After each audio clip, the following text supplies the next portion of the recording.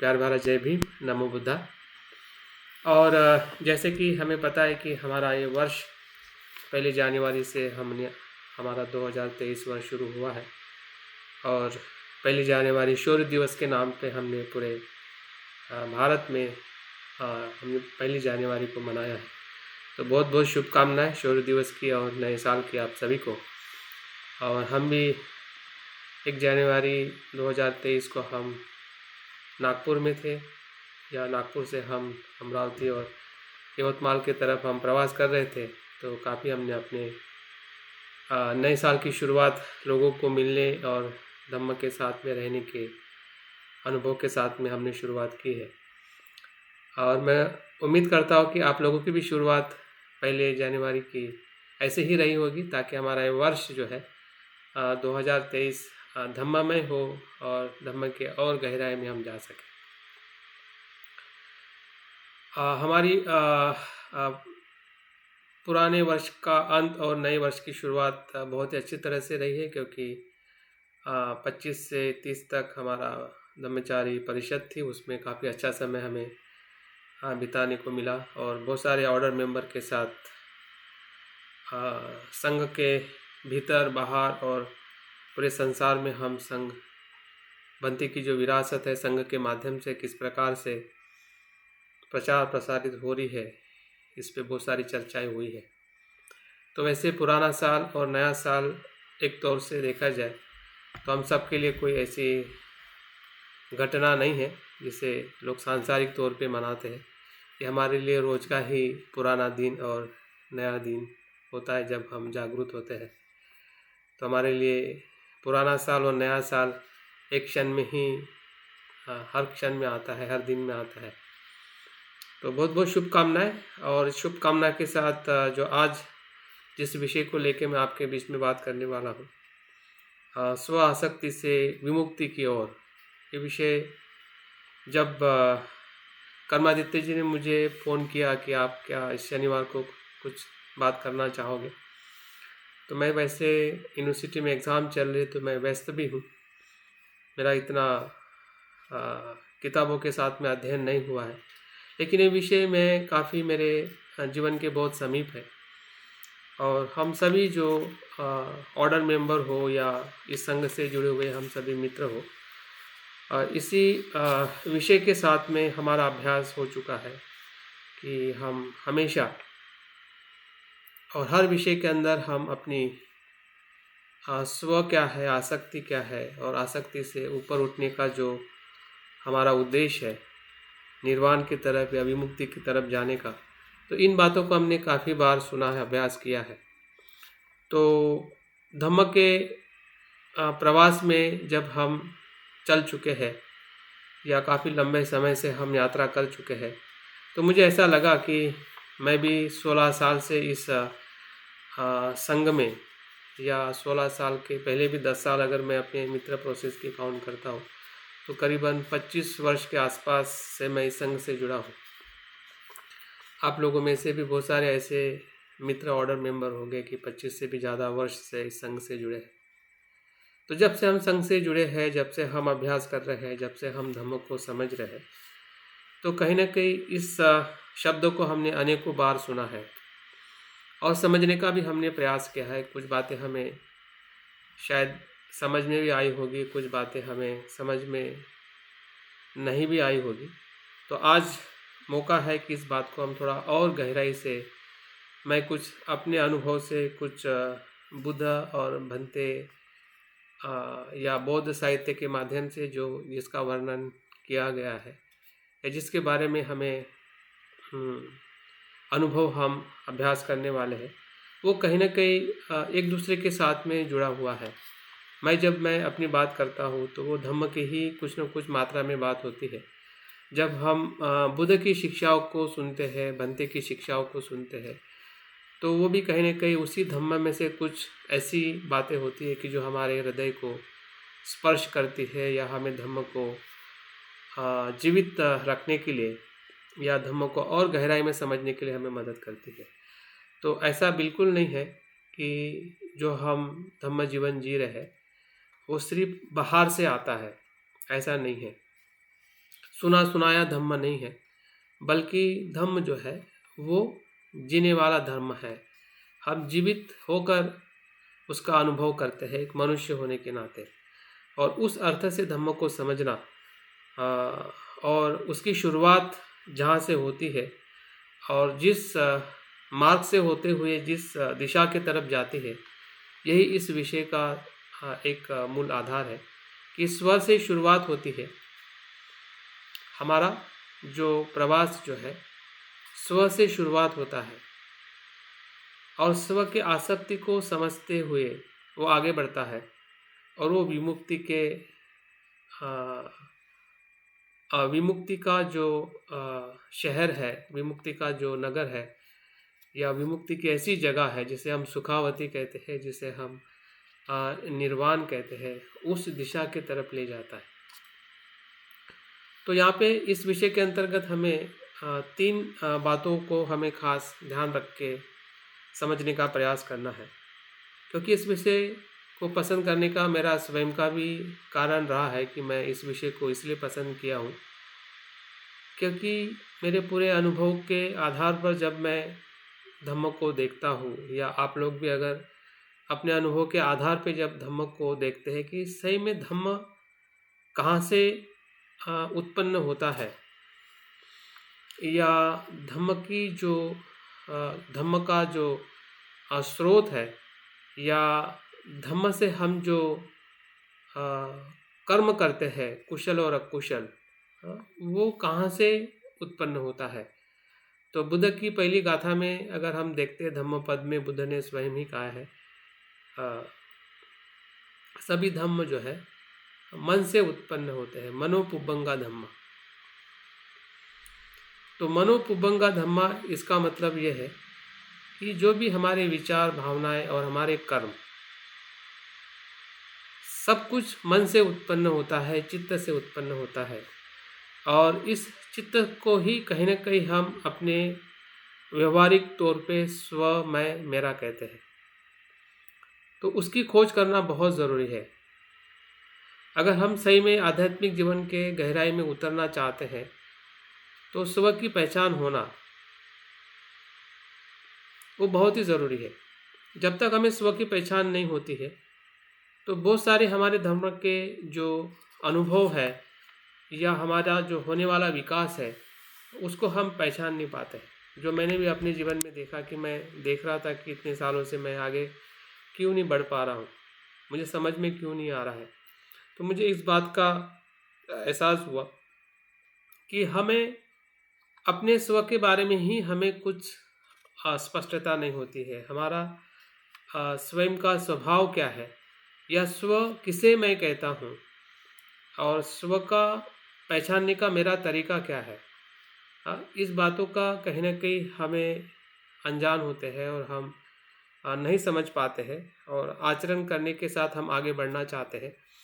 तो आचरण हम जो कर रहे हैं वो आचरण तभी आगे बढ़ सकता है कि जब हमें स्वयं की पहचान हो, क्योंकि आचरण धर्म जो है स्व के साथ में जुड़ा हुआ है। जहाँ स्व है वहीं पे धर्म है। और इसलिए अगर आप लोगों ने इस मंत्र को जब हम संदर्शन साधना करते हैं, जो ऑर्डर मेंबर, उसमें इस शून्यता मंत्र का सबसे पहले पठन किया जाता है कि स्वभाव शून्यता, स्वभाव शुद्ध सर्वधर्म, स्वभाव शुद्ध हूँ। तो स्वभाव शुद्ध सर्वधर्म मतलब सभी धर्म जो है स्वभाव से शुद्ध है। तो धर्म ही शुद्ध नहीं है, बल्कि मैं स्वयं या मैं भी शुद्ध हूँ। तो यहाँ से जो हमारी संदर्शन साधना या हम आध्यात्मिक जगत में जब प्रवेश करते हैं तो उसकी कहीं ना कहीं शुरुआत जो है वो हमारे सामान्य स्व से होती है। और सामान्य स्व को अगर हम सही अर्थ में नहीं समझते हैं तो जो शून्यता के भीतर का जो स्व जो है, बुद्ध का स्व जो है, वो भी समझने में हमें काफ़ी कठिनाइयाँ होती है, जो मैं अपने स्वयं के अनुभव से मैं कुछ बातें आपके बीच में रखने वाला हूँ। तो इस विषय के अंतर्गत हम तीन बातों को खास समझने वाले हैं। पहला तो ये समझने का हम प्रयास करेंगे कि स्व का स्वरूप को हमने कैसे जानना चाहिए। स्व के स्वरूप को हमने कैसे जानना चाहिए। दूसरा जो हम इस विषय के अंतर्गत समझने का हम प्रयास करेंगे वह है कि हमारी आसक्ति और तृष्णा और इच्छा में क्या भेद है, क्या वो एक ही है या एक दूसरे से वो अलग अलग है। आसक्ति, तृष्णा और इच्छा, जैसे हम दूसरी भाषा में छंद भी कह सकते हैं, क्या वो एक ही है, क्या वो अलग अलग है।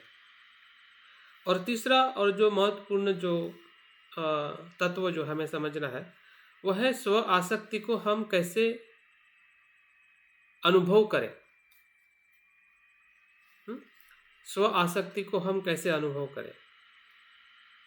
तो इन 3 तत्वों को लेके इस आज के विषय के हम भीतर प्रवेश करने वाले हैं। और मैं उम्मीद करता हूँ जो बातें मैं बताने वाला हूँ वो सिर्फ मेरी ही बातें नहीं हैं, बल्कि आप सभी की वो बातें हैं और बुद्ध की शिक्षाओं से आई हुई वो बातें हैं। भंते के शिक्षाओं में शिक्षा का वो आधार है जिस आधार को हमने अनेकों वर्षों से हमने अभ्यास किया है और हम निरंतर अभ्यास करते आगे बढ़ने का हम प्रयास कर रहे हैं। तो सबसे पहले हम थोड़ा स्व को जो हम सामान्य अर्थ में जो स्व को आत्मा कहा जाता है, तो आत्मा का जो दर्शन जो है बौद्ध दर्शन में और अन्य दर्शन में क्या एक समान है।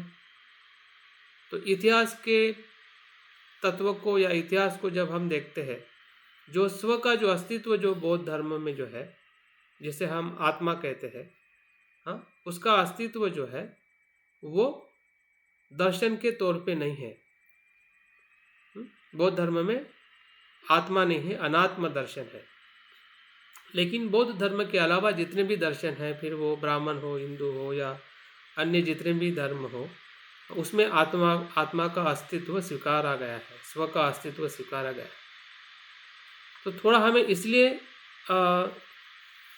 बाकी और हमारे दर्शन में हमने थोड़ी स्पष्टता इसलिए रखनी है क्योंकि इस शब्द का बौद्ध धर्म में भी इस्तेमाल किया जाता है और अन्य धर्म में भी इस्तेमाल किया जाता है। तो हमें इसका ऐतिहासिक तौर पे हमें भेद पता होना चाहिए कि बौद्ध धर्म जो है वो अनात्मवादी है। दर्शन के तौर पे इतिहास में जो बुद्ध के जो वचन हैं, बुद्ध का जो अनुभव है, बुद्ध का जो धर्म जो है वो आत्मावादी नहीं है, वो अनात्मवादी है। बाकी अन्य जितने भी दर्शन हैं बौद्ध धर्म के अलावा, वो सभी दर्शन जो है ऐतिहासिक तौर पे या उनके दार्शनिक तौर पे वो आत्मावादी है। लेकिन बौद्ध धर्म में फिर से हमने और एक बात के भीतर जाके हमने देखना चाहिए। कभी कभी और अक्सर हम बौद्ध होने के नाते भी भले हम दार्शनिक तौर पे या बुद्ध के शिक्षा के अनुसार हम अपने आप को अनात्मावादी कहते हैं, लेकिन भीतर से आत्मावादी होते हैं। इसका हमें अनुभव होना बहुत ज़रूरी है। दार्शनिक तौर पे जैसे कि अगर आपको कोई पूछता है या आप भी अपने आप को जब सोचते हैं कि मैं आत्मावादी हूँ या अनात्मवादी हूँ, तो हमने जो अभ्यास किया है या जो हमें दर्शन में या बुद्ध की शिक्षाओं में या भंते की शिक्षाओं में जो हमें सिखाया जाता है, या हम मान चुके हैं कि हम आत्मावादी नहीं हैं, हम अनात्मवादी हैं और हम उसी के आधार पे अपने आप को अनात्मवादी समझते हैं और भीतर हम आत्मावादी ही रहते हैं, क्योंकि भीतर से हम देख नहीं पाते हैं कि हमारा स्वभाव किस प्रकार से आत्मावादी है। तो इस अर्थ से हमें खास अपने आप का अवलोकन करने की इसलिए ज़्यादा ज़रूरत है क्योंकि हम शब्दों को पकड़ के अपने आप को हम संतुष्ट हो जाते हैं कि मैं या मेरा दर्शन या मेरा जो जीवन देखने का जो दृष्टिकोण जो है वो अनात्मवादी है, क्योंकि हम उसी प्रकार से शब्दों को स्वीकार कर चुके रहते हैं और उसी शब्द के आधार पर ही हम अपने जीवन को या धम्म जीवन को भी हम आगे लेके जाते हैं। और मुझे लगता है कि यहाँ पे हमने सतर्क रहना चाहिए कि भले हम दार्शनिक तौर पे अनात्मवादी है, लेकिन हमारे जो अज्ञान के कारण या मिथ्या दृष्टि के कारण हम भीतर से अनात्मवादी नहीं हैं, हम भीतर से आत्मावादी है। क्योंकि जब तक हमें अनात्मा और आत्मा का भेद पता नहीं चलेगा तब तक हम अपने स्व आसक्ति कैसी बनती है, हाँ हाँ, स्व की आसक्ति कैसी बनती है और उस आसक्ति को कैसे तोड़ा जा सकता है, वो हमें स्वयं से पता नहीं चलेगा।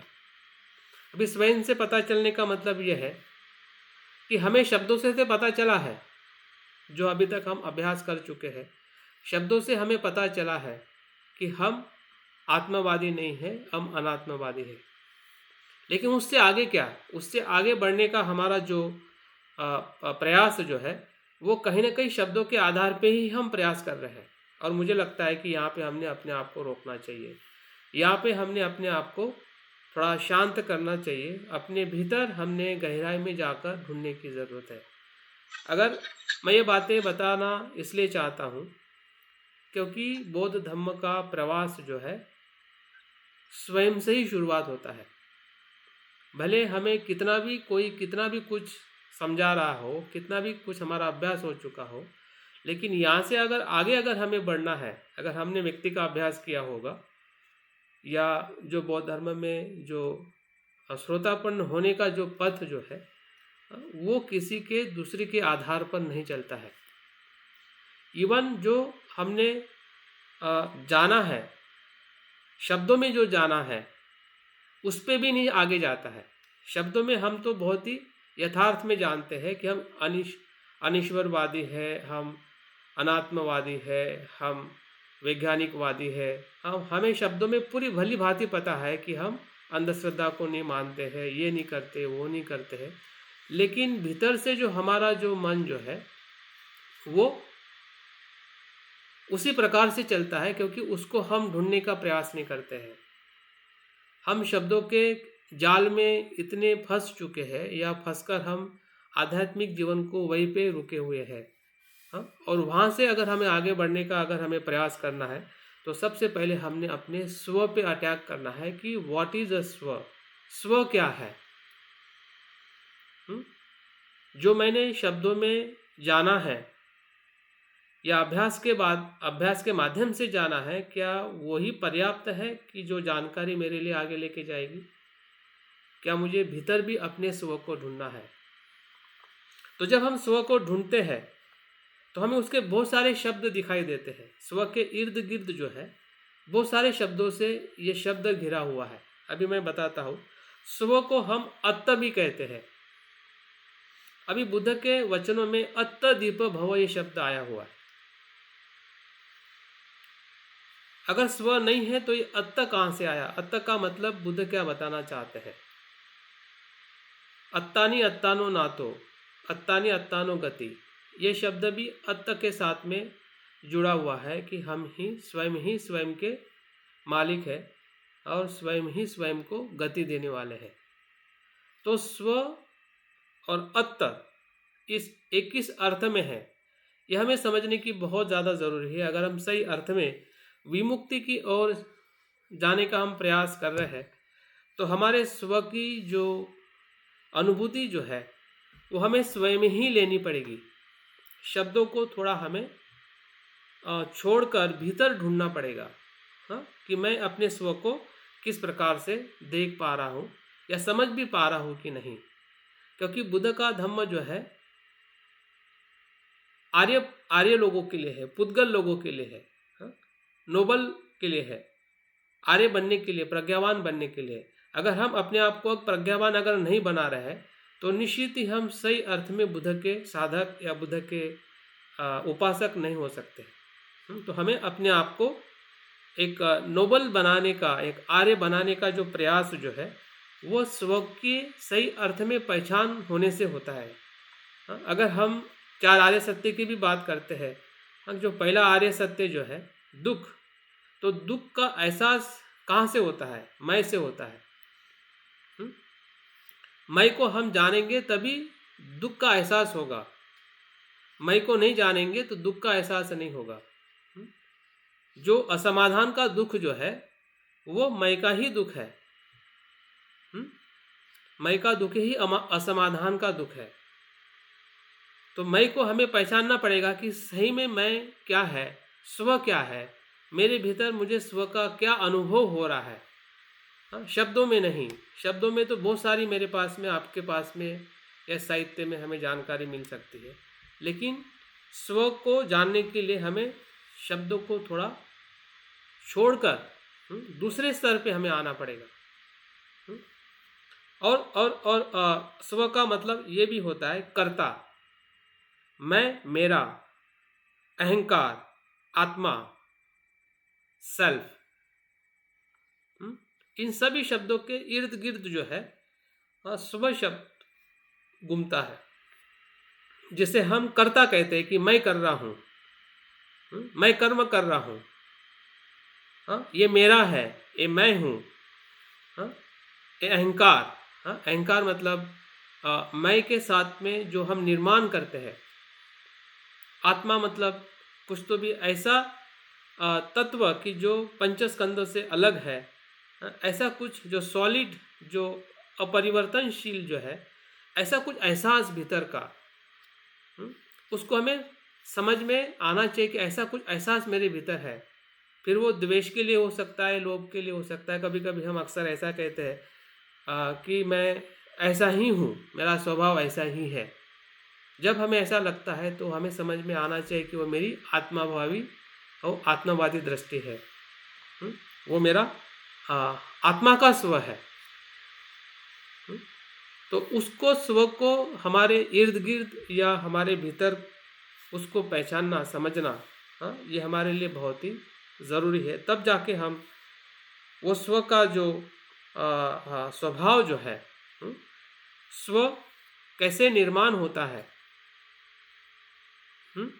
और किस आधार पे निर्माण होता है। जब हमें स्व की पहचान होगी तभी तो उसको हम ढूंढेंगे। अगर हम शब्दशः अगर हम मान लेते कि स्व है ही नहीं, क्योंकि बुद्ध ने कहा स्व नहीं है, धर्म कहता है कि स्व नहीं है, तो फिर अगर स्व नहीं है, अगर वैसे धर्म को अगर हम आचरण कर रहे तो हम श्रोतापन हो जाने चाहिए। स्व नहीं होने का मतलब श्रोतापन। स्व नहीं होने का मतलब क्या है? श्रोतापन है। अगर हम श्रोतापन नहीं है, इसका मतलब स्व को हम पकड़े हुए हैं। तो ऐसा कौन सा स्व पकड़े हुए है, उसकी पहचान हमें होना बहुत ही ज़रूरी है। जो हमने शब्दों से सुना है, शब्दों से जाना है, उसके आधार पे नहीं, बल्कि स्वयं के चित्त के आधार पे जानने का प्रयास करना चाहिए। और इसलिए अभिधम्म पिटक में 3 प्रकार से अनुभव को देखने का, जानने का बताया जाता है। वो 3 प्रकार के अनुभव कौन से हैं? किस 3 अनुभव से हम किसी भी चीज़ को या किसी भी सत्य को या किसी भी विषय को समझ सकते हैं। तो पहला जो अनुभव जो है वो संज्ञा के द्वारा हमें होता है। संज्ञा मतलब शब्दों के द्वारा, भाषा के द्वारा, किताबों के द्वारा। जैसे कि आप मुझे सुन रहे हैं, तो ये सुनने से जो शब्द आपको समझ में आ रहे हैं, उससे आपको कुछ अनुभव हो रहा है उस विषय को लेकर, जो विषय मैं आपको बताने का प्रयास कर रहा हूँ। तो इससे जो हमें अनुभव हो रहा है वो अनुभव मर्यादित है। इस अनुभव को आप आपके जीवन में आगे लेके नहीं जा सकते हैं। तो आपके भीतर जो मन का अनुभव है, दूसरा कौन सा अनुभव है? विज्ञान के द्वारा किया गया अनुभव। विज्ञान मतलब चित्त के द्वारा। और मैंने शुरुआत में ही कहा है कि सभी धर्म जो है मन से उत्पन्न होते हैं। मनोपुबंग धम्मा, जितने भी धर्म, जितने भी शब्द है, जितनी भी संज्ञाएं जो है, वो हमारे ही चित्त से निर्माण होती है। जो चित्त के स्तर पे हमें अनुभव करने का अधिक प्रयास करना चाहिए। और मुझे ऐसा लगता है, जो मैं अपने स्वयं के आध्यात्मिक जीवन को मैं देखता हूँ, जहाँ से मुझे बदलाव लग रहा है, जहाँ से मैं समझ पा रहा हूँ कि कहाँ पे धम्म जीवन रुका हुआ है और कहाँ से धम्म जीवन आगे जा सकता है। धम्म जीवन इसलिए हमारा रुका हुआ है क्योंकि हम शब्दों में ही धम्म को सुनना चाहते हैं, शब्द में ही आचरण करना चाहते हैं। शब्द से ऊपर उठने का जो स्तर जो है, वहाँ तक हमारी जो सोच जो है, और वो सोच व्यक्तिगत सोच है, क्योंकि उस सोच को देने के लिए आपके पास में कोई मदद नहीं है। तो आपके मन से ही आपको सोचना पड़ेगा। हो सकता है कि आपका कल्याण मित्र आपको बताएगा कि ऐसा करो वैसा करो, लेकिन अगर आपका मन ही अगर आपके मन के साथ में उस स्तर पे देखने का प्रयास नहीं करेगा, तो वो कल्याण मित्रता का जो मार्गदर्शन है या बुद्ध का भी मार्गदर्शन है, वो हमारे लिए फेल है। और इसलिए यहाँ पे जितने भी लोग हम जुड़े हुए हैं, फिर वो सहायक हो, मित्र हो या ऑर्डर मेंबर हो, तो हमें अपने विज्ञान के द्वारा, जिसे हम इंद्रिय जनित जो जागृति का जो स्तर जो है, हाँ, उस स्तर पे हमें आकर हमें शब्दों को या इंद्रियों से होने वाले जो विषयों का जो अनुभव जो है, हाँ, विज्ञान के द्वारा कैसे अनुभव हो रहा है, हाँ, वहाँ पे हमें आके धर्म को समझने की ज़्यादा ज़रूरत है। उदाहरण के तौर पे आप मुझे देख रहे हैं, मैं आपको देख रहा हूँ। अभी इसमें अगर आप मन से नहीं देख रहे हैं, तो आप मेरे रूप को देख के विषय के साथ में जान लोगे कि ये मंजू कुमार बोल रहे हैं। लेकिन जब आप आंखों से जब आप देख रहे हैं, तो आंखों का जो विज्ञान बन रहा है, हाँ, वो क्षण प्रतिक्षण विज्ञान बन रहा है। मैं आपको देख रहा हूँ, आप मुझे देख रहे हैं, जो स्पर्श हो रहा है, स्पर्श होने से कौन सा विज्ञान निर्माण हो रहा है? हाँ, चक्षु विज्ञान निर्माण हो रहा है। निर्माण हो रहा है मतलब वो क्षण प्रतिक्षण प्रवाहित है। उस स्तर पे अनुभव करना, जब आप मुझे देखते हैं, मैं आपको देखता हूँ, आप मुझे सुन रहे हैं, तो सुनते समय जो श्रुतमय विज्ञान जो उत्पन्न होके क्षण प्रतिक्षण प्रवाहित हो रहा है, उस स्तर पे आपको धर्म सुनना पड़ेगा। तब जाके हमारा जो विज्ञान के द्वारा होने वाला जो अनुभव जो है, वो हमें और गहराई में लेके जा सकता है, जिसे हम ध्यान की भूमि कहते हैं। अन्यथा क्या होगा, इस शब्द में ही हम मतलब बंधे रहेंगे और शब्द से ऊपर उठने का जो हमारा चेतना के स्तर में ऊपर उठने का जो हमारा जो प्रवास जो है, वो कभी भी शुरुआत नहीं होगा। भले हम कितने भी साल से हम अभ्यास कर रहे हैं, मैं अपने आप को देख पा रहा हूँ, मैं बाकी लोगों को भी देख पा रहा हूँ। हमारे 50-50 साल के जो ऑर्डर मेंबर है, उसी शब्दों के जाले में ही फंसे हुए हैं।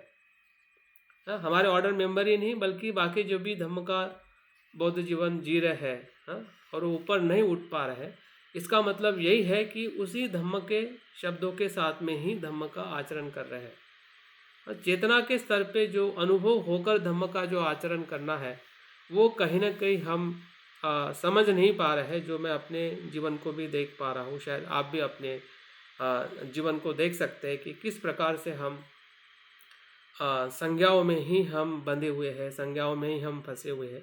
विज्ञान के स्तर पर, चेतना के या चित्त के स्तर पर हमने जो अनुभव करने का जो प्रयास जो है, वो हमने कम से कम हम करते हैं। हो सकता है कि हम ध्यान के संपर्क में आके आधा घंटा 1 घंटा शायद हम उस चित्त के उस स्तर पे हम आकर कुछ हमें अनुभव होता होगा, लेकिन बाकी हमारा अक्सर जो जीवन जो है, फिर बोलने का हो, चलने का हो, या हमारा जो बाकी जो प्रयास जो हो, वो सिर्फ सामान्य तौर का ही रहता है। वहाँ पे हमारी जो बुद्ध बताते हैं कि जो इंद्रिय संवर जो है, हम शील का आचरण तो करते हैं, 10 शील का, पंचशील का, लेकिन वो आचरण सिर्फ काया और वाचा का होता है। लेकिन काया और वाचा के शील के साथ जो इंद्रिय संवर जो है, इंद्रियों के प्रति जो जागृति रह के जो शीलाचरण करना, मुझे लगता है कि वो हमें उस गहराई तक लेके जा सकता है। फिर वो देखने की स्मृति हो, सुनने की स्मृति हो, इवन स्वाद की स्मृति हो। जब हम भोजन लेते हैं, तो हमने देखा है, मैं खुद भी अपने जीवन को जब देखता हूँ, कुछ समय जब मैं स्वाद के तृष्णा को नहीं देख पा रहा था, तो मैं कैसे भी भोजन कर रहा था, कैसे भी मैं कुछ भी खा रहा था, कुछ भी पी रहा था, और मेरा स्वास्थ्य मैं खराब कर रहा था, और मुझे समझ में ही नहीं आ रहा था कि ये सही में मतलब ये स्वाद तृष्णा के कारण हो रहा है। लेकिन जब मैं अपने भीतर मैंने देखा कि ये स्वाद तृष्णा के तो कारण हो रहा है, और वहाँ पे मैंने अपने आप को बदलाव किया। और हमें पता ही नहीं चलता है कि हमारी जो स्वाद तृष्णा हो, या फिर रूप देखने की तृष्णा हो, सुनने की तृष्णा हो, और 6 इंद्रियों की हमने काफ़ी अभ्यास किया है। 6 इंद्रियों से ही 6 प्रकार की तृष्णा निर्माण होती है, और उस तृष्णा के शब्दों में समझना हम हमें आ जाता है कि शब्दों में ये चीज़ें हैं, लेकिन उस विज्ञान के स्तर पे उसको अनुभव करना और वहाँ पर कार्य करना, मुझे लगता है कि ये हमारे लिए बहुत ही महत्वपूर्ण है, जहाँ से हम सही अर्थ में अपने स्व को होते हुए देख सकते हैं कि स्व सही में कैसे बनता है। और स्व के साथ जब हमारी जागृति होती है तब कौन सा स्व बनता है, और जब जागृति नहीं होती है तब कैसा स्व बनता है। हुँ?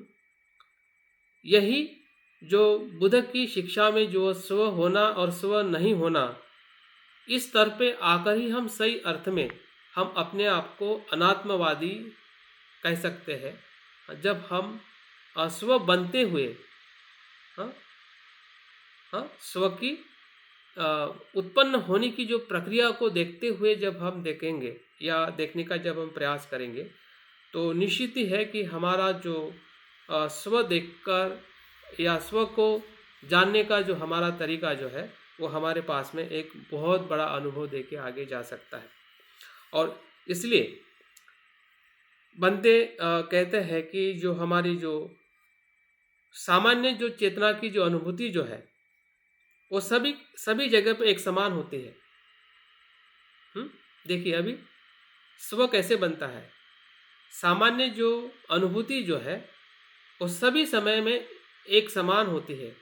और कैसे कैसे एक समान होती है, वो बहुत ही मजबूती से और सुरक्षितता को ध्यान में रखते हुए आत्मनिष्ठ और वस्तुनिष्ठ द्वैत द्वैत पे आधारित होती है। मैं और तू पे आधारित होती है।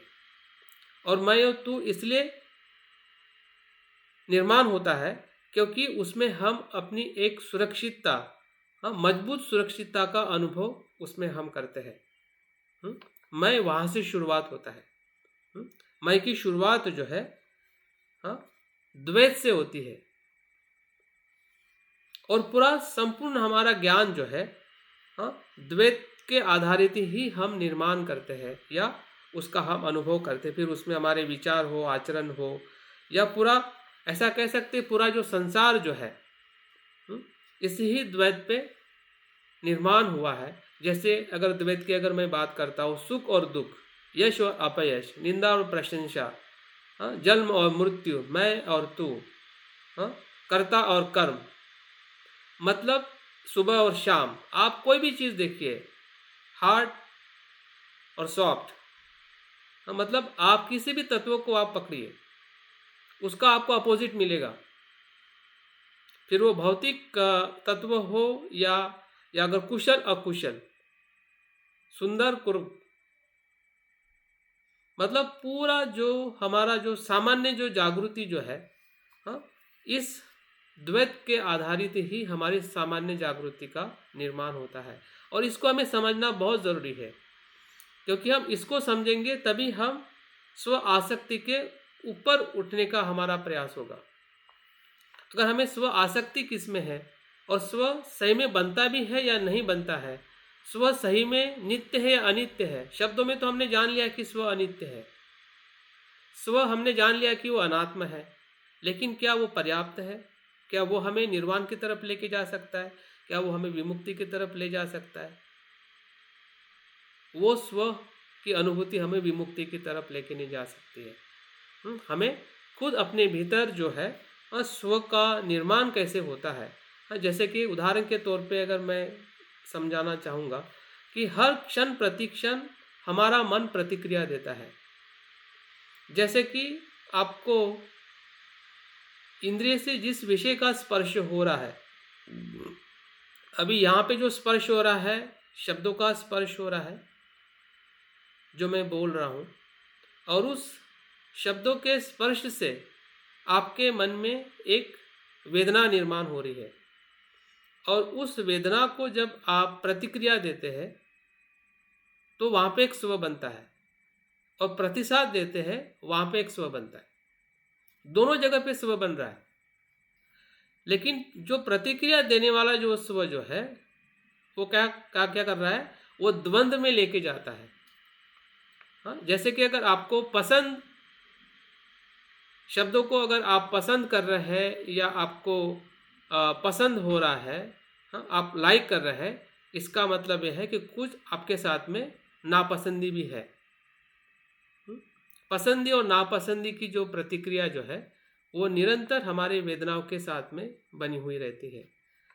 तो हमने उस जगह पे हमें धर्म सुनते हुए या कुछ भी अध्ययन करते हुए या हमारे इंद्रियों जगत में जो कुछ भी हमारा व्यवहार हो रहा है, काया वाचा मन का, हाँ, उस सभी व्यवहारों को हमें परीक्षण करने की ज़रूरत है, उसके प्रति जागरूक रहने की ज़रूरत है। और यही जागृति ही है जो हम आनापान सती में जो प्रयास करते हैं। आनापान सती का जो प्रयास जो है सिर्फ सांस को देखने का नहीं है, लेकिन अक्सर हम अपने ध्यान में सिर्फ सांस को देखते रहते हैं, जबकि सांस के साथ आपके शरीर को भी आपको देखना है।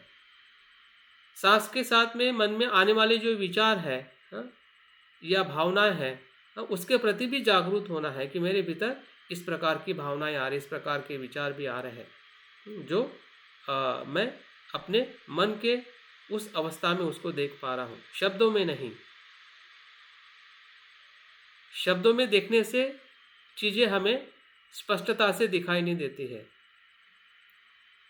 शब्दों को छोड़कर उस शब्द के भीतर जो अनुभव है, जैसे कि द्वेष को शब्दों में जानना बहुत सरल है कि ये द्वेष है, लेकिन द्वेष को उस द्वेष के अनुभव के साथ में रह के देखना, हाँ, या लोग को उस लोग के स्थिति में अनुभव करते हुए देखना, वो सही लोभ की पहचान है। या तो फिर शब्दों में ही हम जानेंगे कि हाँ ये लोभ है, ये द्वेष है, ये वो है, तो उससे हमें ज़्यादा तरक्की या ज़्यादा स्व बदलाव या स्व का जो रूपांतरण जो है, हाँ, वो ज़्यादा नहीं हो पाएगा, क्योंकि हम जितना उसको समझेंगे उतना ही उसका रूपांतरण होगा। अगर हम उतना ही समझ रहे हैं तो उतना ही रूपांतरण होगा, उससे ज़्यादा रूपांतरण हमारे चित्त में, हमारे मन में नहीं होगा। और इसलिए हाँ, जो हमारे अस्तित्व की जो सामान्य जागृति जो है, हाँ, जो सामान्य जो अनुभव है, जो हमेशा हाँ मैं के साथ में जुड़ा रहता है, द्वैत के साथ में जुड़ा रहता है, और इसलिए जुड़ा रहता है क्योंकि उसको हम सिर्फ संज्ञा में देखकर संतुष्ट रहते हैं। जैसे ही हम उसको विज्ञान में देखते हैं या जागृति से उसको देखते हैं, तो द्वंद्व जो है धीरे धीरे क्या होने लगता है, शांत होने लगता है। फिर से हम उस उदाहरण की तरफ आ सकते हैं कि अगर आपको कुछ वेदनाएं हो रही है और वेदनाएं जो होते हुए अगर हम जागरूक रहते हैं, तो वो वेदना जो है वो धीरे धीरे शांत होके वो सुखद और कुशल वेदना में परिवर्तित हो जाती है। उदाहरण के तौर पे अगर हम ध्यान कर रहे हैं और आपके पैर में दर्द हो रहा है, अगर दर्द को अगर हम जागृति से देखते हैं, हाँ, प्रतिक्रियात्मक मन से या नहीं देखते हैं, जागरूक मन से देखते, प्रतिसाद देते हैं, उसको स्वीकार करते हैं, हाँ, तो धीरे धीरे वही वेदना जो है वो आपको शांत होते हुए वो एक कुशल चित्त की अवस्था में लेके जाती है। अगर आपने वहाँ पे शब्द दे के प्रतिक्रिया दे दी, तो वही वेदना जो है वो हमें द्वंद्व में लेके जाती है कि ये दुख है, ये मुझे नहीं चाहिए, हाँ, ये इससे मैं छूटना चाहता हूँ। जबकि छूटना संभव इसलिए नहीं है क्योंकि शरीर जो हमने धारण किया है और शरीर के साथ में हमारे जो 6 इंद्रिय है और 6 इंद्रिय के साथ में होने वाला स्पर्श जो है, ना वो मैं के हाथ में है ना किसी के हाथ में है। वो इसलिए हाथ में नहीं है क्योंकि वो प्रतीत्य समुत्पन्न है। वो होने से वो होता है, मैं होने से कुछ भी नहीं होता है, बल्कि उसका जो अस्तित्व जो है उसका आधार होने के कारण वो घटना घटित हो रही है। ये कब समझ में आएगा? जब उसको हम जागृति से देखेंगे। नहीं तो मैं के आधार पे ही हम हमेशा कहेंगे कि ये मुझे पसंद है, ये पसंद नहीं है, और वहाँ से हमारा मैं जो है वो और आसक्ति की तरफ जाएगा, द्वेष की तरफ जाएगा, हाँ, और वही मैं जो है वो अनासक्ति की तरफ जा सकता है अगर हम सही अर्थ में विज्ञान के आधार पर, चित्त के आधार पर जब हम अपने अनुभव को या होने वाली जो घटनाएं जो है हमारी इंद्रियों के आसपास घटने वाली घटना है उसको अगर हम देखते हैं, तो हमारे स्व को देखने का जो अनुभव जो है वो हमें निश्चित हो सकता है। और इसलिए बुद्ध का जो मन जो है वो हमारे मन से इसलिए वो अलग है क्योंकि बुद्ध का जो मन जो है वो हमेशा कर्ता और कर्म से वो पर होता है, वो द्वंद्व से रहित होता है, वो अद्वैत है, वो सभी भेदों से पर है और वो संपूर्ण स्वतंत्र है। वो सिर्फ चित्त है, केवल चित्त है। हाँ, उसमें जो घटित घटनाएं जो है वो सभी द्वैत से और सभी भेद से मुक्त है और वो शुद्ध पानी की तरह है, परम शुद्ध है। हाँ, वो पानी के सिवा और कुछ भी नहीं है, पानी ही पानी है, शीतल ही शीतल है, तेज ही तेज है, उसमें ना कर्ता है ना कर्म है। ऐसा जो केवल शुद्धता का जो चित्त जो है वही विमुक्ति की और वही बुद्ध की अवस्था है। और वो चित्त जो है बुद्ध कहते हैं कि हर एक मनुष्य में है, जिसे हम प्रभास्वर कहते हैं, जिसे हम बोधिचित्त कहते हैं। और इस बोधिचित्त का जो अनुभव जो है हर एक मनुष्य जो है हर क्षण में ले सकता है। इस क्षण में भी जो जो उस चित्त का जो अनुभव जो है वो हमारे भीतर की अवस्था में बह रहा है। हाँ, ऐसा कह सकते हैं कि वो चित्त जो है वो ऐसे काले बादलों से छाया हुआ है। हाँ, कि जिसमें हमारी जो आसक्ति है, अहंकार है या जो अज्ञान है, उस सभी काले बादलों से वो जो अ, शुद्ध चित्त का जो अनुभव जो है वो अपने बहुत ही सूक्ष्म अवस्था में हमारे अस्तित्व में, हमारे चित्त में, हमारे मन में वो प्रवाहित हो रहा है। तो उसको प्राप्त करना है, उसको उजागर करना है, उसका अगर विकास करना है तो हमें अपने चित्त के गहराई में जाने के सिवा दूसरा कोई भी मार्ग हमारे पास में नहीं है। शब्द को हमें सिर्फ उतना ही आधार लेना है, हाँ, जितना आधार हम ले सकते हैं। और उसके बाद हमें स्वयं ही अपने चित्त के भीतर प्रवेश करने की ज़रूरत है। इसलिए बनते अगर आपने बनते जी का प्रवचन सुना है, धम्म के झरना में प्रवेश, और उसमें बनते बताते हैं कि जब हम झरने में या महासागर में अगर हम तैरना चाहते हैं तो हम अक्सर ऐसा तैरना चाहते हैं कि हम अपना एक पैर रस्सी से बांध के हम किनारे के खूंटे पे हम लटका के रखते हैं और हम चाहते हैं कि हम भीतर जाए। तो अगर हमने एक पैर रस्से के किनारे के खूंटी पे बांधा हुआ है तो हम भीतर कैसे जा सकते हैं। तो संज्ञा भी ऐसी है, संज्ञा एक प्रकार की हमारे पैर को बंधी हुई खूंटी है। हाँ, और हम उस बंधे हुए खूंटी को हम आगे लेके नहीं जा सकते हैं। वहाँ से उस अनुभव को हमें छोड़ना पड़ेगा और जो मन का अनुभव है, विज्ञान के द्वारा जो हमें अनुभव हो रहा है, फिर वो इंद्रिय संवर से हो या ध्यान के माध्यम से हो, ध्यान के जो हमारे जो अलग अलग अवस्थाएं जो है उस अवस्था के माध्यम से हो, जैसे हम काम लोक के बाद में जो रूप लोक की जो अवस्था है, काम लोक के अवस्था में हमारे जो कुशल कर्म है और कुशल कर्म के अंदर भी जो इंद्रिय जन्य जो जागृति जो है, सामान्य तौर की जागृति हमें मन के भीतर लेके नहीं जा सकती है। सामान्य तौर की जागृति हमें मन के भीतर लेके नहीं जा सकती है। इंद्रिय जो संवर है, इंद्रियों के प्रति हमारी जागृति रहती है, उसी जागृति से हमारा जो काम लोक जो है वो सुखद होता है। काम लोक में भी हम सुख से रह सकते हैं। और इसलिए बुद्ध कहते हैं कि जो शील जो है, शीलवान व्यक्ति जो है वो संसार में भी सुख से रह सकते हैं। तो सुख से रहने का मतलब यही है कि सभी इंद्रियों के विषयों के साथ में वो जागरूक रहते हैं और कोई भी इंद्रिय का जो अनुभव जो है उनको पकड़ता नहीं है, ना वो किसी अनुभव को पकड़ते हैं। किसी विषय को ना पकड़ते हैं, ना कोई विषय उनको पकड़ पाता है। क्यों नहीं पकड़ पाता है? क्योंकि वो जागरूक मन से या जागरूक चित्त से उस इंद्रियों के माध्यम से वो व्यवहार करते हैं। और उसी प्रकार से जब हम रूप लोक में आते हैं या ध्यान के जो प्रथम, द्वितीय, तृतीय अवस्था में जब हम आते हैं, वितर्क, विचार, प्रीति, सुख और एकाग्रता का जो हमें रूप ध्यान की अवस्था में जो अनुभव होता है, तो वो हमारी चित्त की और गहरी अवस्था है। मतलब यहाँ पे दो जगह पे हमें मन का या चित्त का हमें अनुभव लेना है। सांसारिक जगत में भी हमें आ, आचरण करते हुए इंद्रियों की जागृति का खास हमें ध्यान रखना है। हाँ, जिसमें हमारी इंद्रिय जागृति से हम व्यवहार कर सके, फिर वो देखना हो, बोलना हो, खाना हो, पीना हो, या जो भी हमारे 6 इंद्रियों से जो भी विषय संपर्क में आते हैं। और ध्यान की अवस्था में हम उस गहराई में जाने का हमने प्रयास करना चाहिए। उस ध्यान के पहले स्तर पे, जिसमें जो 5 न्यूरॉन जो शांत हो जाते हैं, वैसी अवस्था ही ध्यान की पहली अवस्था है। अभी 5 न्यूरॉन ये कहाँ से आते हैं? हमने शब्दों में तो पता है कि ये इंद्रियों से ही तो आते हैं, ये 6 इंद्रियों से ही आते हैं। और 6 इंद्रियों के प्रति अगर हम जागरूक नहीं हैं तो वो कब कम होंगे? कोई समय है?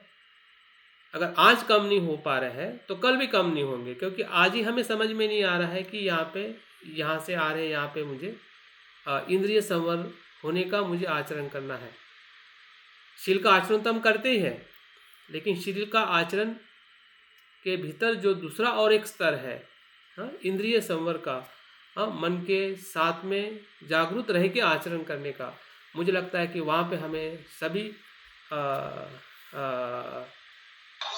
सभी लोगों को जो इस अनुभव के तरफ आगे जाना चाहते हैं उनको प्रयास करने की ज़्यादा ज़रूरत है, ताकि हम ध्यान के उस उच्च अवस्था में प्रवेश कर सकते हैं।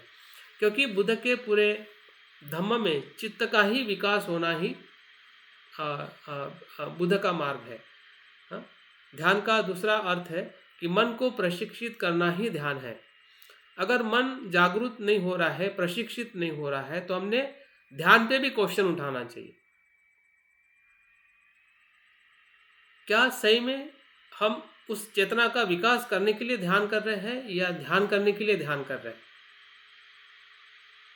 इसका मतलब यह है कि हम स्व को सही अर्थ से समझ नहीं पा रहे कि स्व ही है कि जो हमें ध्यान करने के लिए रोक रहा है। स्व की आसक्ति ही हमें ध्यान करने के लिए रोक रही है, क्योंकि हम स्व को सही अर्थ से समझ नहीं पा रहे हैं कि वो किस प्रकार से हमें गुमराह करता है। और उस गुमराह होने का जो कारण जो है वो हमारा ही शब्द का जाल है और कोई नहीं है। यहाँ पे कोई ब्राह्मण नहीं है, कोई ईश्वर नहीं है, कोई बाहर की शक्ति नहीं है कि जो हमें रोकने वाली है। अभी यहाँ पे कोई रोक रहा है हमारे विकास के लिए, तो हमारा ही जो ज्ञान जो है, अधूरा ज्ञान जो है, जिसको हमने पूरा माना है, वही ज्ञान हमें रोक रहा है। और उस ज्ञान को एक प्रतीक के रूप में, एक संकेत के रूप में, जैसे बुद्ध कहते हैं कि मेरा धम्म जो है ये एक जगह से दूसरे जगह पे ले जाने वाली नाव की तरह है। तो शब्द जो है एक नाव की तरह है। यहाँ से अपने स्वयं की चेतना का हमें आधार लेना है, नहीं कि शब्दों का। यहाँ से हमें शब्दों का आधार नहीं लेना है, बल्कि स्वयं के चेतना के अनुभव का आधार लेना है। और मुझे लगता है कि यहाँ पे हमने ज़रूर, अगर हम प्रयास करते हैं, तभी जाके बुद्ध के जो अद्वैत चित्त का या परम शुद्ध जो चित्त जो है, जो हमारे पूरे अस्तित्व को ही रूपांतरित करता है। ये क्या करता है कि हमारे अस्तित्व को ही पूरी तरह से रूपांतरित करता है।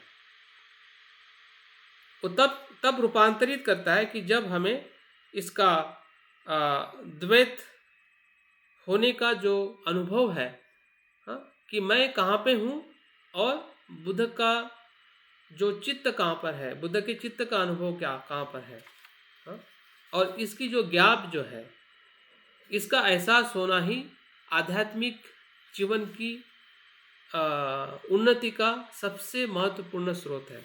और हमने काफ़ी बार इसको देखा है या अनुभव भी किया है कि हम जब शरणगमन करते हैं तो हमें इसका अनुभव होता है कि मैं कहाँ पर हूँ और बुद्ध कहाँ पर है। लेकिन वो हमारे चित्त में अनुभव होना चाहिए, हमारे चित्त के भीतर उसका एहसास होना चाहिए कि सही में मैं अपने चित्त को मैं किस जगह पे देख पा रहा हूँ, मेरे मन को मैं किस प्रकार से कहाँ पे देख पा रहा हूँ। हाँ, और बुद्ध का जो मन जो है, हाँ, जो परिशुद्ध है, हाँ, उस मन के तरफ जाने का ही मार्ग मेरा आध्यात्मिक जीवन है। और इसलिए भंते इस ही दूरी को जो एक शब्द में बताते हैं कि ये जो बदलाव जो है, जो सामान्य जागृति से बुद्ध के जागृति तक ले जाने का या स्व आसक्ति से विमुक्ति की तरफ ले जाने का जो मार्ग जो है, बनते कहते हैं कि यही आध्यात्मिक मृत्यु और आध्यात्मिक पुनर्जन्म कहलाता है। तो आध्यात्मिक मृत्यु का अर्थ जो है वही है स्व आसक्ति का अनुभव। जब हमें स्व आसक्ति का अनुभव होता है तभी ही आध्यात्मिक मृत्यु संभव होता है। आध्यात्मिक मृत्यु यहाँ पे शारीरिक मृत्यु नहीं है, बल्कि स्व की आसक्ति कैसी उत्पन्न होती है, हाँ, स्व कैसे बनता है और स्व का अस्तित्व क्या है, इसका अनुभव ही आध्यात्मिक मृत्यु है। हमें और तीसरे प्रकार का जो अनुभव जो है ये यही अनुभव है, हाँ, जैसे कि मैंने पहले दो अनुभव के बारे में बताया, संज्ञा के द्वारा और विज्ञान के द्वारा, और तीसरा जो अनुभव जो है वो है प्रज्ञा के द्वारा अनुभव करना। यहाँ पे हमारी स्व आसक्ति जो है विमुक्ति की ओर ले जाती है। और भंते यही पे पूरे आध्यात्मिक जीवन को कॉन्स्टिट्यूट करते हैं, या हमारे पूरे संघ का जो मेन थीम जो है श्रोतापन्न होना, हमने अनेकों बार सुना है, उसका हम अभ्यास भी कर चुके हैं। लेकिन उस पथ पे जाने का जो स्वयं का जो अनुभव जो है वो कैसे हमने देखना चाहिए, ये स्वयं को ही हमें खोजना पड़ेगा। भंते के शब्द भी हमें आगे ले जाने के लिए मदद नहीं कर सकते हैं अगर हम अपने मन के संपर्क में नहीं आते हैं। तो भंते के शब्द भी हमारे लिए शब्द ही रहेंगे। अगर हम अपने चित्त को देखने का तरीका अगर हम नहीं निर्माण कर पाएंगे, या उस स्तर पे हम अपने धम्म जीवन को अगर हम नहीं ढूंढ पाएंगे, तो निश्चित ही है प्रज्ञा के द्वारा अनुभव करना भी हमारे लिए बहुत कठिन जाएगा। और जो स्व जो नहीं है वो हमारे लिए स्व बन जाएगा। जैसे कि मैंने शुरुआत में ही कहा है कि बौद्ध धर्म में स्व नहीं है। तो स्व नहीं है किस अनुभव पे बुद्ध ने कहा है? बुद्ध ने प्रज्ञा के अनुभव पे कहा है कि स्व नहीं है। बुद्ध ने प्रज्ञा के अनुभव पे कहा है कि स्व नहीं है, और जो है वो अनित्य है, अनात्म है। लेकिन हम किस अनुभव पे देख रहे हैं? हम सिर्फ संज्ञा के अनुभव पर देख रहे हैं कि स्व नहीं है। इवन हम चित्त के या मन के अनुभव पे भी समझ नहीं पा रहे हैं, और प्रज्ञा के अनुभव के तरफ तो और हमें आगे जाने का प्रयास करने की जरूरत है। तो विज्ञान के अर्थ में जब हम स्व को देखते हैं, हाँ, तो हमें स्व की होने की प्रक्रिया पता चलती है। हाँ, जैसे कि अभी मैं फिर से कह रहा हूँ कि अगर आप मुझे देख रहे हैं कि मैं बोल रहा हूँ, या आप वहाँ पे मैं आपको देख रहा हूँ, तो इसमें मैं क्या है? हाँ, तो ये संज्ञा के अगर अर्थ में अगर हम देखते हैं कि मैं मंजू कुमार हूँ, आप वो है, तो वो संज्ञा के तौर पे क्या बन जाएगा? वो आत्मा बन जाएगा, जबकि मैं नहीं है। हाँ, लेकिन जब हम चित्त के तौर पे देखते हैं, मन के तौर पे देखते हैं, तो आप मुझे आंखों से देख रहे हैं, मैं आपको आंखों से देख रहा हूँ, वो स्पर्श हो रहा है, आंखों से उस रूप का स्पर्श हो रहा है, और उस रूप के स्पर्श होने से चित्त में एक विज्ञान निर्माण हो रहा है। क्षण प्रतिक्षण बोध हो रहा है, जा रहा है, बोध हो रहा है, जा रहा है। तो इस अनुभव पे जब देखोगे, तब जो मैं का अनुभव जो है दूसरे प्रकार का होगा। मैं वहाँ पे अस्तित्व में ही नहीं आएगा, क्योंकि ये तीन घटनाओं के कारण ये घटना बनी है। आपका चक्षु है, या मेरा चक्षु है, रूप है, और उससे निर्माण हुआ विज्ञान है। तीन चीज़ें इकट्ठा आने से उसको मैं कह रहा हूं कि तुम हो या आप मुझे कह रहे हैं कि मैं हूं, अन्यथा वहां पे मैं नहीं है। तो ये चीज हमें कब समझ में आएगी? सिर्फ संज्ञा से ढूंढने से ये समझ में आने वाली नहीं है, बल्कि उसके चित्त के प्रक्रिया में जो घटना घटित हो रही है, हाँ, इंद्रियों के साथ में जो प्रक्रिया हो रही है, हाँ, विज्ञान के साथ में जो प्रक्रिया हो रही है, उस प्रक्रिया को हमें भली भांति समझना पड़ेगा। और तब जाके जब हम विज्ञान के आगे और प्रज्ञा से जब हम अपने स्व को देखते हैं, तो बुद्ध कहते हैं कि वो अनित्य है, अनात्म है। हाँ? फिर वो अनात्म सूत्र में, या हम 6 एलिमेंट्स धातु का जब हम अभ्यास करते हैं, तो हम पूछते हैं कि यह रूप में है। हाँ? अगर मैं होता तो वो नित्य होता, सुखी होता, मेरे नियंत्रण में होता, मैं जाऊँ पैसा करता। हाँ, मैं का मतलब तो वो है। अगर वो नहीं हो रहा, इसका मतलब वहाँ पे मैं नहीं है। वो नियंत्रित नहीं होता है, शरीर नियंत्रित नहीं होता है, शरीर बूढ़ा होता है, बीमार होता है, उसका मृत्यु होता है, और अनेक 4 घटकों से बना हुआ है। शरीर मतलब कोई सिर्फ हवा नहीं है, हवा, पानी, अग्नि, वायु से बना हुआ है। तो मैं कहाँ पर है? तो ये कब कौन देख रहा है, कैसे देख रहा है? प्रज्ञा से देख रहा है। वहाँ पे देखने वाला नहीं है, लेकिन प्रज्ञा के अनुभव से हमें पता चल रहा है कि ये प्रज्ञा से हम स्व को देख रहे हैं कि वहाँ पे मैं ऐसा बनता ही नहीं है। जब मैं को संज्ञा से देखता था कि मैं हूँ, जबकि मैं प्रज्ञा से देख रहा हूँ उसी शरीर को, उसी रूप को, तो उस रूप में मैं भूतकाल में भी नहीं था, अभी भी नहीं है और कल भी नहीं है, लेकिन फिर भी शरीर है। शरीर का होना वो अपने प्रतीत्य समुत्पाद, उस घटकों के आधारित शरीर का होना है, लेकिन मैं नहीं है। मैं होने से शरीर नहीं है, शरीर हो रहा है, और इसलिए ही हम व्यवहार के रूप में उसको ये मैं, मेरा शरीर कह रहे हैं, लेकिन वास्तविक स्व नहीं है, वास्तविक मैं नहीं है। ये किससे जाना जाता है? ये प्रज्ञा से जाना जाता है, नैकी संज्ञा से। जब हम उसको हम अनित्य अनात्म के अनुभव पे जब देखते हैं, हाँ, वही प्रज्ञा का अनुभव है।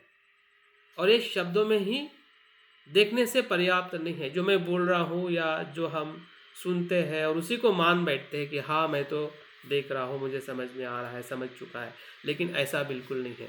अगर समझ चुका होता तो हम सभी श्रोता पढ़ने की अवस्था में प्रवेश कर चुके होते। इसका मतलब यह है कि हम समझे नहीं है उस अनुभव के स्तर पे, हाँ, कि जो हमें सही अर्थ में, हाँ, स्व के आसक्ति से हमें मुक्त कर सकता है। तो स्व की आसक्ति को समझना ही अनासक्ति का अनुभव है। हाँ, जैसे कहते हैं ना कि अज्ञान को समझना ही प्रज्ञा का अनुभव है। प्रज्ञा कोई अस्तित्व में नहीं है, वो अज्ञान को समझना ही प्रज्ञा है। आसक्ति को समझना ही अनासक्ति है। क्योंकि जब आसक्ति हमें पता चली कि आसक्ति है ही नहीं, तो क्या हो जाएगा? वो अनासक्ति हो जाएगी। जब हमें अज्ञान, हमको देखेंगे तो अज्ञान ही नहीं दिखाई देगा, देखते देखते लगेगा कि अज्ञान का अस्तित्व ही प्रज्ञा में परिवर्तित हो जाएगा। लेकिन अगर हम आसक्ति को ही नहीं देखेंगे, डायरेक्ट अनासक्त होने का हम प्रयास करेंगे कि मैं अनासक्त हो जाऊँ, अनासक्त हो जाऊँ, मैं अनात्म हो जाऊँ, मैं बुद्ध हो जाऊँ। हाँ, तो बुद्ध होना, अनासक्त होना, विमुक्त होना, श्रोतापन्न होना, उसी के आधार पर है कि उस किस आधार पे हम आसक्त है, किस आधार पे हम दुखी है। और इसलिए बुद्ध ने दूसरे जो आर्य सत्य को जो बताया है कि दुख के साथ दुख के कारण को जानना है। सिर्फ दुख को जानने से ही पर्याप्त नहीं है, दुख के साथ में दुख के कारण को भी जानना है, और वही कारण को जानने से ही हम निरोध की तरफ, उसकी विमुक्ति की तरफ हमारा प्रवास आगे बढ़ जाता है। और वही बनते भी उसी बात को कहते कि आध्यात्मिक मृत्यु ही आध्यात्मिक पुनर्जन्म है। आध्यात्मिक पुनर्जन्म मतलब शुद्ध चेतना का जो अनुभव जो है, या बुद्ध के चेतना का जो अनुभव जो है, शुद्ध चित्त का जो अनुभव है, वो आध्यात्मिक मृत्यु के आधार पर ही है। स्व आसक्ति को समझने से ही है। और स्व की आसक्ति कैसी निर्माण होती है, और हम जो समझ चुके हैं शब्दों में, हाँ, वो शब्दों को थोड़ा विसर्जित करते हुए, हाँ, चित्त के आधार पर या विज्ञान या मन के आधार पर उसको अगर हम समझते हैं, ध्यान के गहराई में जाके उसको देख के समझने का प्रयास करते हैं, तो निश्चित ही है प्रज्ञा का अनुभव वहाँ पे हमें हमारे विज्ञान को भी शुद्ध करता है और संज्ञा को भी शुद्ध करता है। और इसलिए विज्ञानी जो है बुद्ध बन जाती है। हाँ, विज्ञान जो है, हाँ, जो विज्ञान हमारा 8 प्रकार का विज्ञान हमें पता है, वैसे 6 प्रकार का विज्ञान हम सबको पता है। जो 5 इंद्रियों से जो हमारा विज्ञान बनता है, चक्षु विज्ञान, स्रोत विज्ञान, घ्राण विज्ञान, जीवा विज्ञान, काया विज्ञान, ये 5 विज्ञान जो है, और छठा मनोविज्ञान, और 7वां जो विज्ञान जो है वो क्लिष्ट मनोविज्ञान है, और 8वां जो मनोविज्ञान जो है वो है आलय विज्ञान। तो ये सभी विज्ञान जो है, जिस विज्ञान से हमारे जीवन की जो सभी प्रक्रिया चलती है, संज्ञा का भी बोध इसी से होता है, विज्ञान का भी बोध इसी से होता है, और यही विज्ञान जो है प्रज्ञा में परिवर्तित हो जाते हैं जब उसको हम उस प्रकार से अनुभव करने के लिए अपने आप को खुला रखते हैं। हाँ, अगर हम उस प्रकार का अगर अनुभव हम नहीं लेना चाहते हैं या शब्दों के आधार पर ही अनुभव लेना चाहेंगे, तो शायद वो अनुभव हमें मिल नहीं पाएगा, क्योंकि विज्ञान का जो अनुभव जो है हमें विज्ञान के आधार पे ही हमें लेना पड़ेगा। जैसे कि आप मुझे देख रहे हैं, मैं आपको देख रहा हूँ, इस शब्दों से आपको समझ में नहीं आएगा, बल्कि उसका आपको अनुभव करना पड़ेगा कि जब मैं रूप को देखता हूँ तो सही में मेरे चक्षु विज्ञान में क्या होता है। जैसे कि मैं किसी फूल को देखता हूँ या किसी दुश्मन को देखता हूँ, नापसंद व्यक्ति को देखता हूँ और बुद्ध को देखता हूँ, तो क्या होता है, तीनों के अनुभव जो है अलग प्रकार के अनुभव से हमारा चित्त निर्माण होता है, और उस अनुभव को समझना मतलब उस प्रकार के विज्ञान को समझने जैसा है। अन्यथा सिर्फ हम शब्दों में अगर हम विज्ञान को ढूंढेंगे तो विज्ञान ऐसा कहा जाता है वो प्रवाहित है, वो है नहीं, वो हो रहा है। हाँ? विज्ञान अस्तित्व में नहीं है, वो प्रवाहित है। क्षण प्रति क्षण विज्ञान उत्पन्न हो रहा है, और अभिधम्म उसका जो विश्लेषण करता है, ऐसा कहते हैं कि जो भौतिक पदार्थ जो बदलता है जिस क्षण में, उतने ही क्षण में वो 16 गुना बढ़ता है, 16 गुना बदलता है, इतना उसका फास्ट चेंजेस होता है। तो देख सकते हैं कि ऐसे मन को अगर हम नहीं देखेंगे या सिर्फ शब्दों में उसको ढूंढेंगे, तो शायद जो विमुक्ति का जो अनुभव जो है वो हमसे हमेशा अछूता रहेगा, हम उसको अनुभव नहीं कर पाएंगे। लेकिन अगर हम मन के जो 8 विज्ञान जो है, जो 5 विज्ञान जो इंद्रिय जन्य है और छठा हमारा जो मन जो है, मन के गहराई में हमें जाने का प्रयास करना पड़ेगा। और मुझे लगता है कि हमने काफ़ी बार नो योर माइंड का हमने अभ्यास किया है, और उस अभ्यास में हमने काफ़ी कुछ सीखा है कि कुशल चित्त अकुशल चित्त कैसे, क्या उसके धर्म जो है, उस धर्म के आधार पे भी हमने उसका अभ्यास किया है। लेकिन फिर भी वो अभ्यास हमने शब्दों में ही किया है। शब्दों से थोड़ा हमें उसको अपने भीतर किस प्रकार का उसका अनुभव होता है, हाँ, मन किस प्रकार की कल्पना करता है, मन किस प्रकार से विचार करता है, और उस आधार पे हम किस प्रकार से उस विचार को, उस कल्पना को मैं मेरा हम कहते हैं, जिससे हमारा क्लिष्ट मनोविज्ञान एक कर्ता कर्म का जो भेद जो है, मैं और तेरा का जो भेद जो है, कुशल अकुशल का भेद जो है, झूठ और सच का जो भेद जो है, वो जो हमारा क्लिष्ट मनोविज्ञान जो है कैसे निर्माण करता है, उसका हमें कहने का अनुभव करने की ज़रूरत है। और उस अनुभव के बारे में भी चर्चा करने की ज़रूरत है। उसके बारे में हमने अपने मित्रों से, कल्याण मित्र से, या हमने अपने वर्कशॉप में या गुड चर्चा में हमने इस विषय के ऊपर अध्ययन करने की ज़रूरत है, ताकि हम उसकी जो गहराई जो है, अगर हम समझ नहीं पा रहे तो हम अपने मित्रों के मदद से या उस विषय की जो बहुत सारी जो बातें जो है वो कुछ न कुछ हमें समझ में नहीं आ पा रही है, क्योंकि हम विज्ञान के उस गहराई में जाकर हम अभ्यास करने के लिए हम अपने आप को खुला नहीं रख पा रहे हैं। हमें ऐसा ही लग रहा है कि जो हम अभ्यास कर रहे हैं, जो शब्दों में हम समझ पा रहे हैं, उसी के आधार पे हम आगे बढ़ सकते हैं। लेकिन मुझे या बुद्ध का जो अनुभव जो है निश्चित ही है, वो शब्दों से पर है।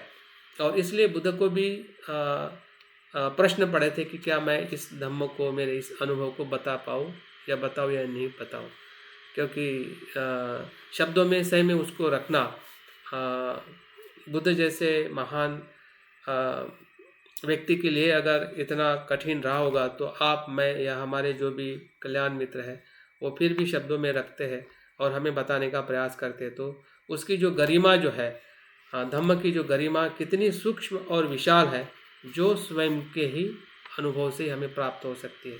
और इसलिए बुद्ध अत्यदीप भव, इस शब्दों को हमने सही अर्थ में समझने की ज़रूरत है। अगर बुद्ध मोक्षदाता नहीं है, अगर मार्गदाता है, इसका मतलब यह है तो वहाँ से हमारा ही मोक्षदाता हमें खुद बनना है। और उसकी जिम्मेदारी लेने के लिए हमने शब्दों का आधार कम करना चाहिए और अपने चित्त के अनुभव के आधार पर हमें आगे बढ़ना चाहिए। फिर हमारा सांसारिक कर्म करने का चित्त हो या ध्यान का चित्त हो या हमारा अभ्यास करने का चित्त हो, तो चित्त के आधार पे ही हम गहराई में धम्म के भीतर जा सकते हैं, अन्यथा हम उतने भीतर नहीं जा पाएंगे। क्लिष्ट मनोविज्ञान में जो आसक्ति जो है, वो आसक्ति का ही दूसरा नाम क्लिष्ट मनोविज्ञान है। क्लिष्ट मनोविज्ञान क्या करता है कि मैं और तू या भीतर और बाहर के भेद को वो काफ़ी मजबूत करता है। और वो मजबूत इसलिए करता है क्योंकि वो आसक्तियों से ग्रस्त होता है। और आसक्ति जो है वो 4 प्रकार का उपादान जो है वही क्लिष्ट मनोविज्ञान की आसक्ति है। और इसलिए क्लिष्ट मनोविज्ञान को अशुद्ध चित्त कहा जाता है। और सभी दुख का जो मूल कारण जो है ये क्लिष्ट मनोविज्ञान ही है। अगर हम मिथ्या दृष्टि की बात करते हैं या सत्काय दृष्टि की बात करते हैं, ये शब्द तो हमने काफ़ी सुने हैं, अभ्यास भी किए हैं, लेकिन किस विज्ञान के साथ में उसका संबंध है, उसको पहचानना बहुत ज़्यादा ज़रूरत है। क्योंकि शब्द तो एक बाहर के बुद्ध के अनुभव से आए हुए हैं, लेकिन जब हम स्वयं के मन में उसको देखेंगे तो हमारे भीतर की बुद्ध होने की शक्ति निर्माण जागृत होती है। क्योंकि बुद्ध की शरण में जाना मतलब बुद्ध होना नहीं है, बल्कि अपने भीतर के बुद्ध होने की क्षमता में शरण जाना मतलब बुद्ध होना है। और वो क्षमता जो है हमारे ही चित्त में है, हमारे ही मन में है। हमारी जो गलतियाँ हो रही है, हमारा जो विज्ञान जो है वो उस प्रकार से जो कार्य कर रहा है, तो उसकी गलती को समझना और दुरुस्त करना ही धर्मांतरण है। हमारा ही चित्त, ऐसा कहते हैं ना कि चित्त ही बंधन है और चित्त ही मोक्ष है। हमारा ही चित्त हमें बंधन में ले जाता है, जिसे हम मार कहते हैं, और हमारा ही चित्त जो है हमें विमुक्ति की तरफ ले जाता है। तो हमारा जो चित्त जो मार है, जो बंधन कर रहा है, उसको अगर हम नहीं पहचानेंगे और सिर्फ हम आशा रखेंगे कि मुझे मुक्त होना है, मुझे मुक्त होना है, तो वो तो उसके जैसा ही हो गया कि जो कोई एक शराबी है, वो एक बड़े खंबे को पकड़ा हुआ है और उसको ज़ोर ज़ोर से चिल्ला रहा है कि खंबे ने मुझे पकड़ा है, जबकि खंबे ने उसे नहीं पकड़ा है, उसने खंबे को पकड़ा है। तो हम कितना भी चाहे कि हम बुद्ध बने, लेकिन जब तक जिसमें हम फंसे हुए हैं या हम जिसमें बंधे हुए हैं या जिससे हम बंधन में हैं, उस आसक्ति को जानना, और आसक्ति को जानने से ही वो आसक्ति प्रज्ञा से देखने से ही उसका रूपांतरण हो जाता है। क्योंकि वो आसक्ति का अस्तित्व जब हम अनित्य रूप में देखते हैं और उस चित्त से अनुभव करते हैं अनित्यता का, तो वो चित्त जो है, अशुद्ध चित्त है, वो शुद्धता में परिवर्तित हो जाता है।